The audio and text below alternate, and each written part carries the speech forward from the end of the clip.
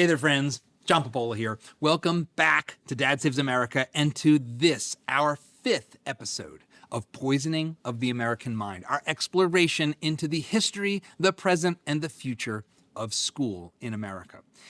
And this is a big one because we have spent the past several episodes talking about the history, talking about the special interests that are trying to keep a broken system in place. But what are the results? What is happening in our schools across the country? Well, you're about to find out. So, let's dig in.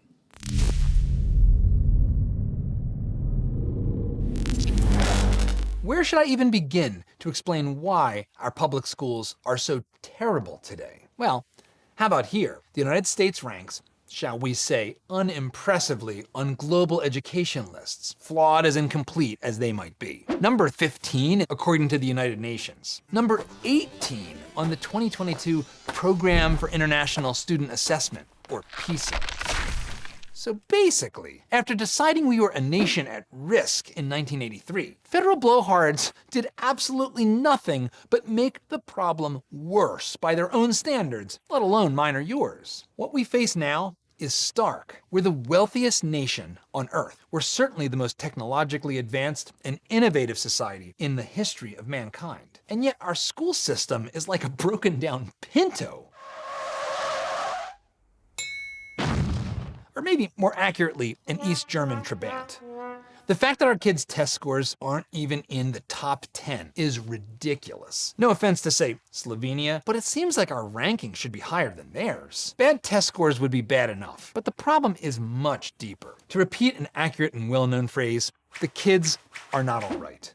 In fact, our kids have fallen behind previous generations on a lot of metrics. It may seem like hyperbole to blame schools for this, but stick with me for a little while. Let's start with maturity level. By the time our kids reach graduation day of high school, I bet a lot of you parents have seen this up close. A lot of our kids don't even want to get a driver's license anymore. Recent federal data found that only 25% of 16-year-olds had a driver's license, down from almost 50% in the 80s. For God's sake, they made a movie once called License to Drive, all about the primordial romantic desire to drive a car.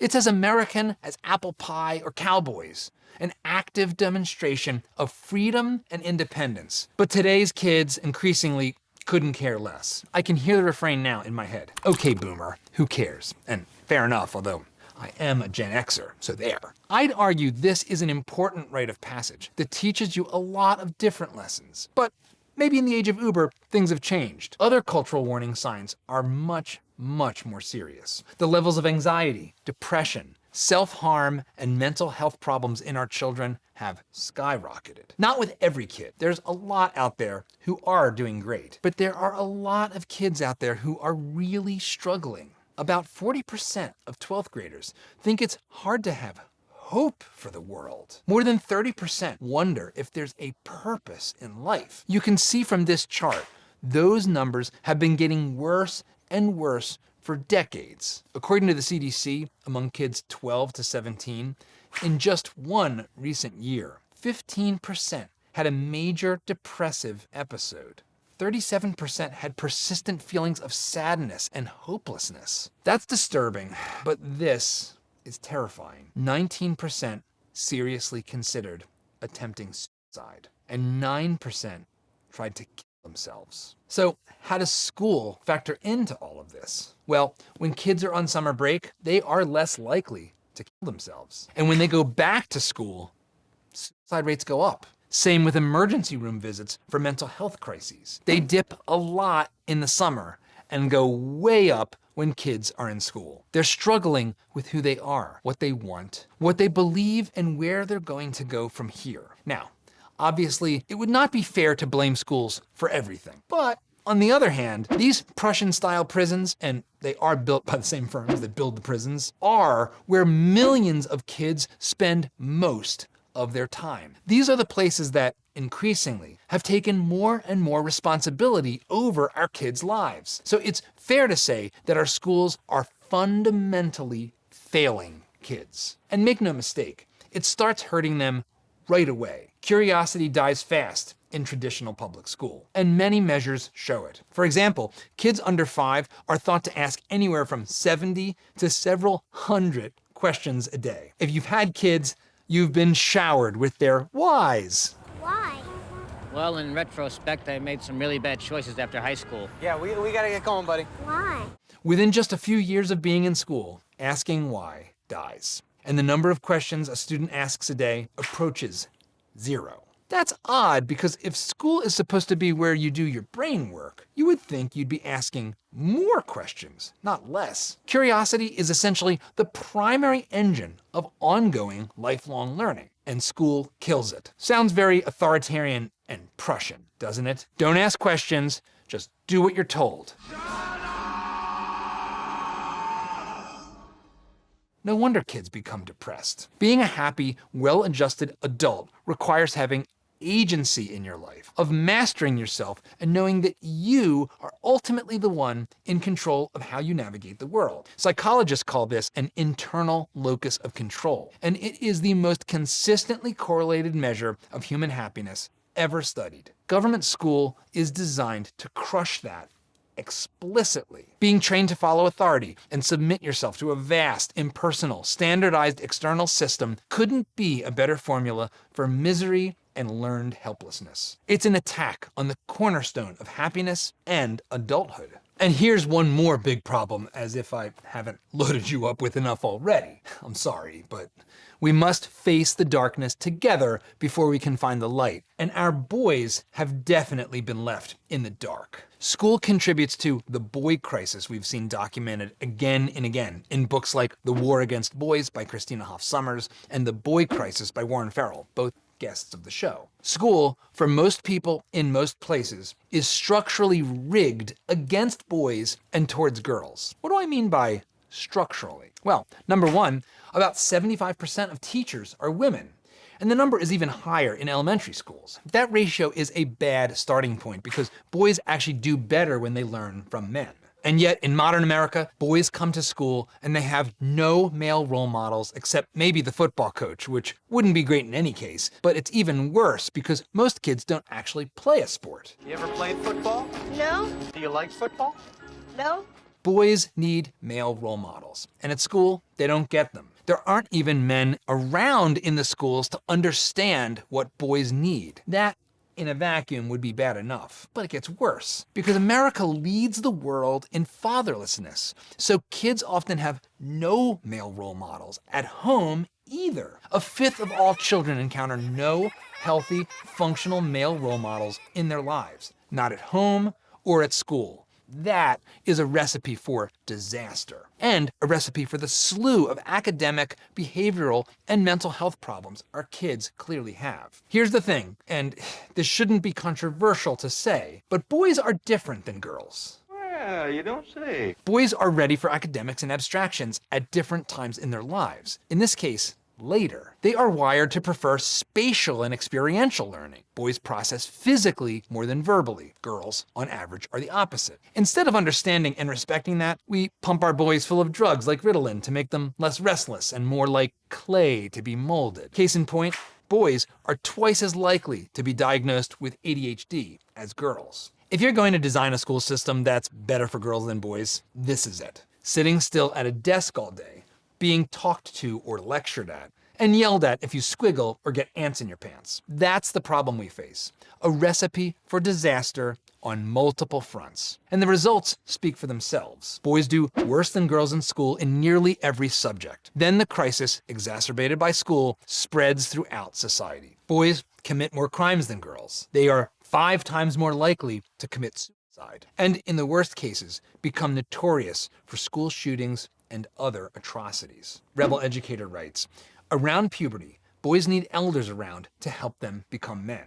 Otherwise, they form gangs with no wisdom from older males and are prone to devolve into violent thugs. The elders provide the vision to direct the boys' more primordial aggression. The same article quotes an African proverb that is perfectly apt. The boy who is not embraced by the village will burn it down to feel its warmth.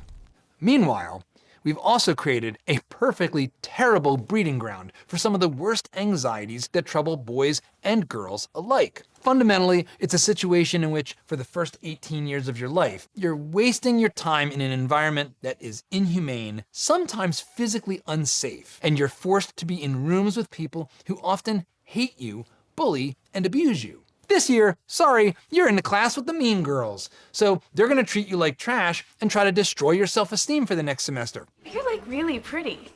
Thank you. So you agree? What? You think you're really pretty? Oh, I don't know. Good luck with that. You are stuck there to be tormented, and no one's coming to help you. That's it. That's your experience now. Even when they aren't getting assaulted, all of the students are just thought of like numbers on a spreadsheet. Little automatons that Prussia would have loved, separated for some reason by age, just like a slaughterhouse separates broiler chickens by size for food processing. This is factory-farmed education, and it's not how most of society functions. Think about it. Nowhere else in nature does age segregation like this occur. It's not part of our familial structure. Siblings are varied by age. It's not part of spouse selection. Most married couples aren't the same age. And it's certainly not part of the workplace. Studies also show that kids learn better when they're in a mixed age environment. Younger kids learn better from older kids than they do from adult teachers. And older kids retain better when they're forced to engage in active recall, which is what kids do when they have to re-access information to explain it to others, especially the younger kids in their class or group. Life simply doesn't mirror our rigid school structure, but that's exactly the point. What we do to our kids in school is not natural. It's unnatural. It's an abomination. And instead of understanding that and fixing it, we continually double down and make school a bigger part of our kids' lives. By trying to tackle every single problem at once, schools have actually made many problems worse. What do I mean by that? School has expanded along every dimension. It has attempted to become the single source of social policy for kids and families. It's now the place where you try to solve poverty and malnutrition through meal programs and after-school programs. For example, school is now the place where we try to solve for early-age childcare. We call it universal pre-K or Head Start, but really we should call it taxpayer-funded babysitting. It's almost like a babysitter's club. Because pre-K isn't worth much from an academic functional perspective. The claims that there's research showing that entrance into pre-K has some impact later in life are nonsense. That's not me talking. It's the government itself. The Head Start Impact Study, first released by the Health and Human Services Department in 2010, then updated years later, found that the benefits of the program were minimal, and they basically disappeared by first grade. It's not school, it's childcare. And not just early childcare. School is 7 hours a day with activities after because it keeps kids busy while parents are at work. And let's face it, that turns out to be the primary value proposition for most people to send their kids to the free school they're forced to pay for in their neighborhood. Well, it's time to pick a school. What's the name of that one down the street? I can't remember. Anyway, we're already getting taxed on it. We both have to go to work. Johnny's got to go somewhere. Screw it. Let's just send him there. Well, he might as well go there. We did, and we turned out fine. How bad could it be? How bad could it be? Actually, really, really bad. Because it isn't just the test scores and the waste. It isn't just the mental problems. It isn't just that they aren't learning. Sometimes it's what they are learning that's the problem. That comes back to the curriculum and those all-powerful, politically driven unions with their radical progressive politics imposed by centrally planned government standards. Even if government teachers are good, they're still faced with the dilemma of teaching what they are told to teach. And since the state itself and union power are often the deciders, progressive ideology is what we get. Maybe you've heard about some of these books in public elementary schools.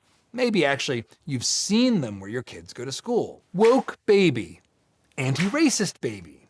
A is for activist, gender queer. Stuff like this isn't just fever dream headlines on right-wing X feeds. This stuff is real, and it's a problem. And it isn't just books. In schools across the country, it is now shockingly common for even the littlest kids to be exposed to critical social justice themes and ideas, from gender fluidity to racial politics and identity scapegoating to radical alt histories that present our country as a villain born in 1619 and in desperate need of radical communist revolution. In fairness, President Trump has issued some executive orders trying to rein in the worst excesses of woke critical justice ideology from being taught in public schools, at least if they're going to get federal money. There is also another truth, and this one is delicate. Sometimes the problem is the teachers themselves. My room does not have a flag. It used to be there, but I took it down during COVID because it made me uncomfortable. We've been talking about gender and skin color and consent. Like I have an Antifa flag on my wall, and a student complained about that. Now, don't get me wrong. There are a lot of great teachers, and a lot of them aren't ideologues, but a lot of them are. And a lot of it starts with the institutional training. Most teachers have a degree in education, not whatever the discipline is that they teach. What I mean is, your math teacher often didn't study math. They got a degree in education. That's their diploma. And those are the most woke degrees you can get. 2 + 2 = 4 is white supremacy. These are the ones steeped in identity politics and intersectional critical social justice. But don't take my word for it. Consider this 2018 word salad vision of woke pedagogy, written before the word was abandoned by its original proponents. The socio-political context of schooling demands that teachers acknowledge the ways that their students and their own experiences are shaped by the intersections of racism, classism, sexism, heterosexism, and other discriminatory factors. To engage students in pedagogy that connects with their lived experiences and that equips them to critically examine inequities, teachers must refute colorblind pedagogy in favor of woke pedagogy. Woke pedagogy, like critical multicultural education, is defined by teaching practices that integrate critiques of contemporary justice-related issues with academic content in a learning environment that encourages introspection, interrogation, and insurgence. This particular yet representative vision of radical woke education isn't hailing from Berkeley or Columbia or any of the other currently poison Ivy League echo chambers along our deep blue coasts. Nope. This came straight out of Texas A&M of all places. Even the classically conservative Aggies have been conquered by critical social justice in education. That's how pervasive this ideology is. If you want a window into this radical transformation of education, look no further than The Critical Turn in Education. From Marxist critique to post-structuralist feminism to critical theories of race by Isaac Gottsman. The basic story, which is supported by countless other examples, is that the radical Marxists of the 1960s, faced with the failure of communism in practice, consciously sought to take over the entire education supply chain so that the reproduction of America's successful culture could be brought to an end from within. James Lindsay's website, New Discourses, is a great resource to learn more about this, and we'll put a link down below. Critical Social Justice, Karl Marx, Michel Foucault. This is the only worldview at work in the halls of higher ed where teachers are trained. These are overwhelmingly woke degrees from universities which themselves are overwhelmingly woke. The people who seek them too often are not interested in teaching kids to be critical thinkers, independent thinkers, or curious. They see their mission as inculcating social justice, like this teacher at a rally for Kamala Harris. Growing up, I always knew I wanted to be a teacher because I saw education for what it really was, the greatest instrument of social justice in this country. So of course they enter our proto-fascist Prussian factories and pump out woke warriors. We're trapped in a woke brainwashing cycle, and the cycle is scary to think about. Woke ideologues become teachers, and then they teach radical victimhood ideology to our kids, destabilizing their personalities, leaving them anxious and mentally ill. Those kids graduate and go to college, which might be even more woke than where they came from. Madness ensues, like we see all the time in the news on college campuses. Then, the newly minted woke graduates enter the workforce. Some of them you've probably seen polluting your office Slack channels with all manner of whacked out word salad and nonsense. While some of them, of course, become teachers themselves. And so, we spiral through ever more derivatives and refinements of the woke worldview until we finally arrive at tampons being installed in boys' bathrooms. Think we've reached peak woke? I think we ain't seen nothing yet. Again, I stress, this is not all teachers, but it's not a little either. It's way too many. The further we get into this process, the more times the woke brainwashing cycle repeats itself, the further from sanity we get. The people who go through this cycle no longer know what truth is or how to pursue it. They are utopian clay to be molded into post-truth, postmodern warriors for the revolution, angry at the world, their fist in the air, all curiosity dead, discourse banished. In a very real sense, we shouldn't entirely blame the current teachers trapped in this woke weirdo land for pushing the only things they've ever been taught to our kids. They don't know any better. Seriously, they really don't. I know this from a fairly shocking firsthand experience in our family's own educational journey. We watched as my own son's mind was nearly poisoned by his school. And in a very real sense, that experience is what gave birth to this channel, Dad Saves America. But it also points to the fundamental solution to the poisoning of the American mind by our school system. And it's simple. Pull your kids out right now.